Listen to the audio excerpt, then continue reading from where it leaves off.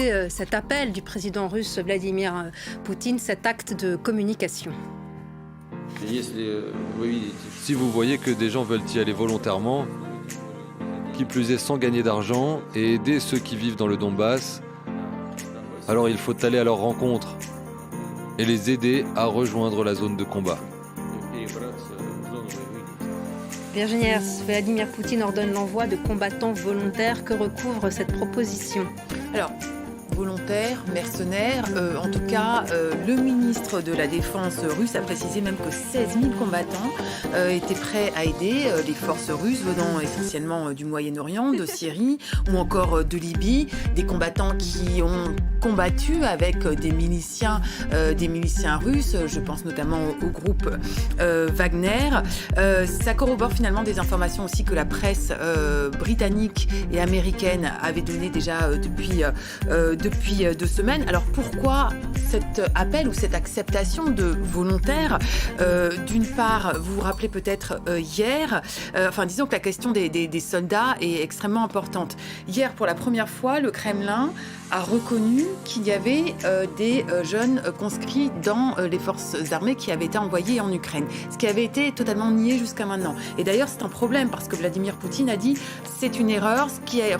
Si ça a été fait, il faut que les gouverneurs qui sont responsables de ça soient sanctionnés.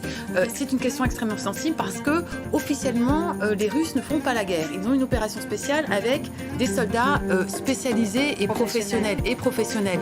Et on sait que le retour, certains jeunes soldats sont maintenant prisonniers des Ukrainiens, d'autres ont été tués et en Russie, une des associations qui est très puissante et qui peut encore déstabiliser pas mal le pouvoir, c'est l'association des mères de soldats. C'est une association qui avait été fondée en 1989, qui réclamait des informations sur le corps, sur les soldats jeunes conscrits qui combattaient en Afghanistan, ensuite en Tchétchénie. Et donc c'est un véritable voilà l'enjeu.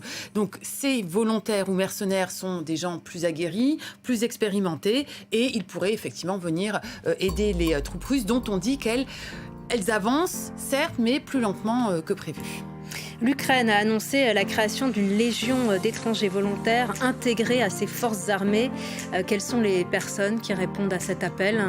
Alors oui, effectivement, au début du conflit, le président Zelensky a fait appel à des volontaires étrangers. Il serait 20 000 venant de 52 pays différents, d'après le ministre des Affaires étrangères ukrainien. Ils viennent des États-Unis, d'Europe, des pays voisins comme la Géorgie ou encore des opposants biélorusses, mais aussi, plus étonnant, des Coréens, des Japonais et même des Thaïlandais. Ils ont des profils et des expériences militaires extrêmement variées. Ça peut être des anciens militaires, des étudiants ou encore des aventuriers. Ils auront des motivations souvent politiques, ayant l'impression de se battre pour la liberté,